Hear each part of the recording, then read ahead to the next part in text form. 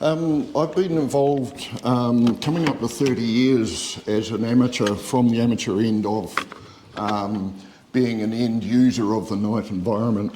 I've over the years have worn a number of hats in different positions, and this is my latest, which picked up in Ireland last year. Says, "Hello darkness, my old friend," with a big glass of Guinness beside it. So, yep, we're underway. So, over that sort of 30 odd years, I'm still wrestling with how to deal with governments, designers, the lighting industry. So I'm just going to put my ideas out here, pick up on them if they're of any use at all, but I would enjoy feedback over the next few days if you've got any thoughts. So when you start thinking about lighting design, you get a whole flood of new terms and things that you've got to come to grips with. Abhishek will be well familiar with a lot of this sort of consideration. So it's a technically demanding process, and it took me a while to acknowledge that when I was talking with lighting engineers. We should respect the lighting industry. So whether this process can be declared a success depends on how and what it's measured against. So when you set out to design something, it's really against a series of performance objectives. So it's initiated by a need or a want, and then you target the process. The thoroughness of establishing the performance objectives will contribute to whether the final installation is a success. And I'm exploring how we go about it as a community. Most of the work that Dark Sky Places do is advocacy. It's about improving the awareness in society. So what is design? It's about creating, essentially, according to a plan. You set out to achieve something. The process is about conscious decisions and deliberation. But what is good design? And it's about setting clear objectives that navigate that design process. So the skills of the lighting designers need a set of clear objectives to apply their skills to. So the design cycle is really about those objectives. You assess a whole range of options. What can we do here? What's the client wanting? All sorts of considerations come in. Calculations and decisions. So that can be calculations, decisions, and more calculations. Then you get the installation. But the critical path of ongoing design is where you come back and revisit your objectives. Did we achieve what we set out to achieve? Are there any issues and complications that we need to take into account the next time we do something similar? So I did a paper on environmental management, and it was on light pollution. And I went to the library, got a book out on the history of lighting. And so this always stuck with me, this example of sort of the early 1990s, 1900s rather, in the US. So lighting at that stage was about looking prosperous, brightening the place up, making it look modern. It was predominantly coal-fired energy that drove it. And street lighting was used essentially as a sink for the electricity that was produced overnight from these big coal-fired power stations. and it saved them having to dampen down the boilers overnight, so they just kept running the boilers and producing energy that needed to be used, and the lighting industry picked up a lot of that energy consumption. So streetlights just spilled light everywhere. There was no concern about, whether it was harmful or anything. It made you look flash. So it was cheaper to spill light than to install more fixtures. So that's that offset between ongoing energy costs and capital investment in poles and things. So looking at New Zealand, when I started to get involved, interested in street lighting, we were pretty traditional. We had most of our lighting, street lighting in particular, was up on 15-degree elevation, tilted upwards, drop lenses, so Cobra head design.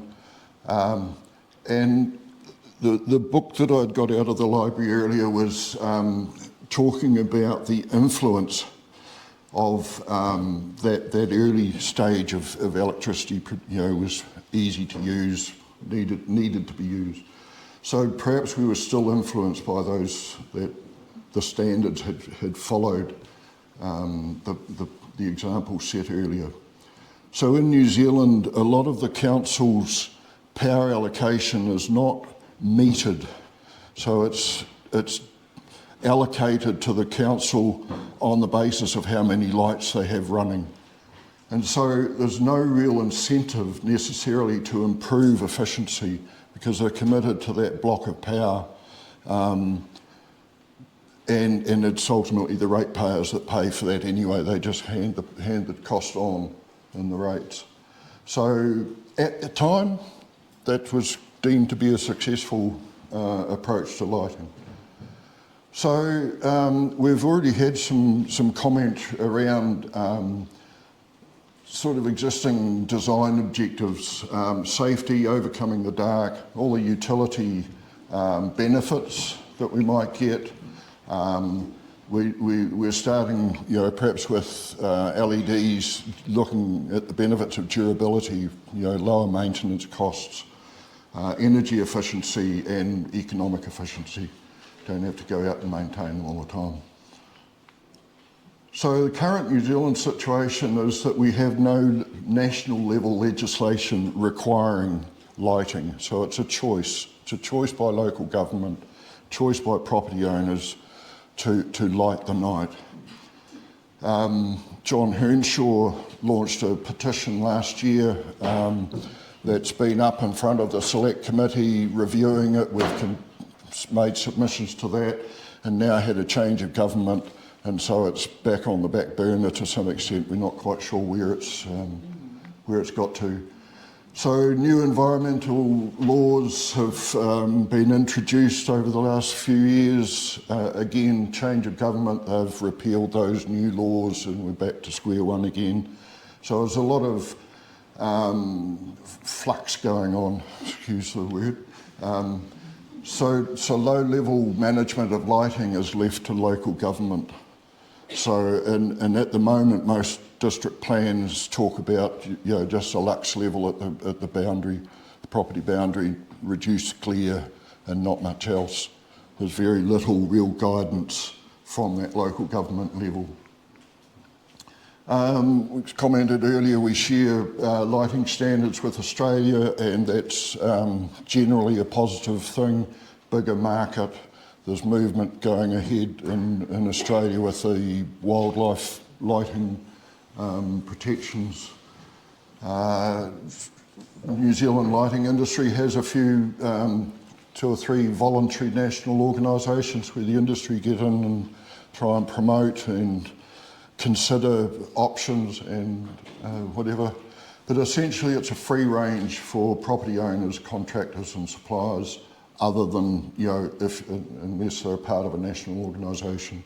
So it's quite a hard industry to influence. You've got multiple levels and layers that you've got to try and get the message out to.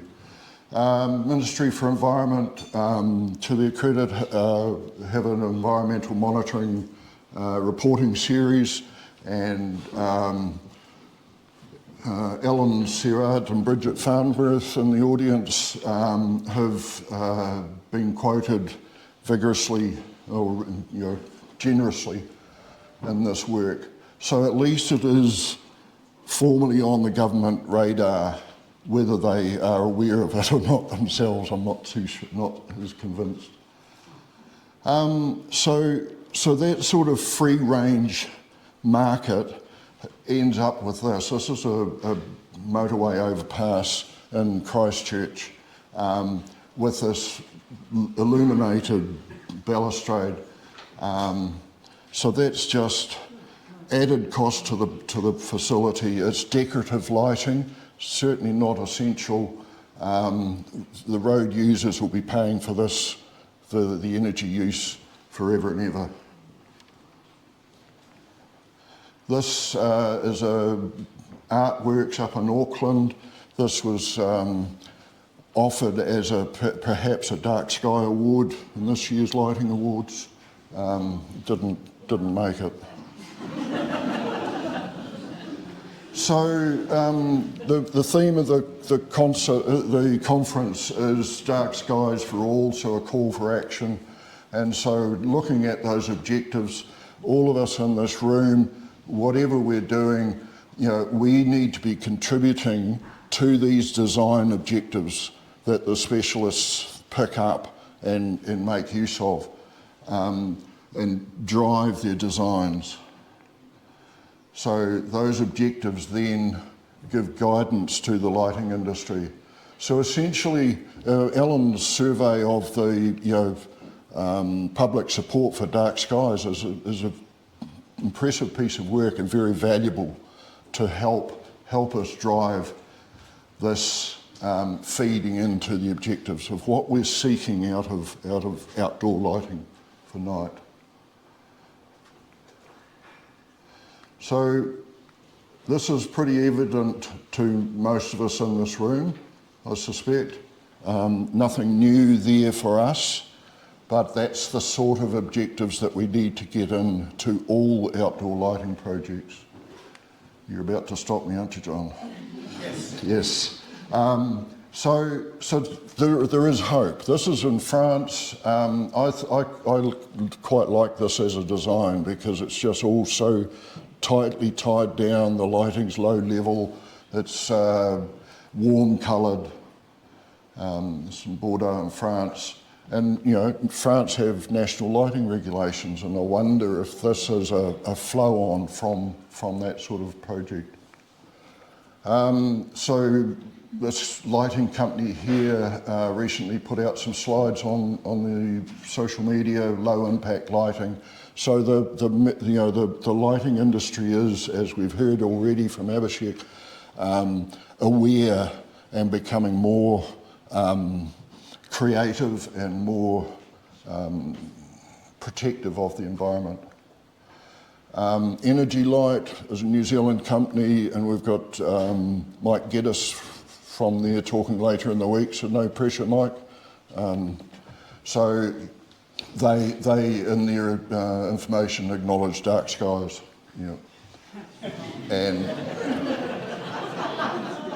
and stop. It's lunchtime.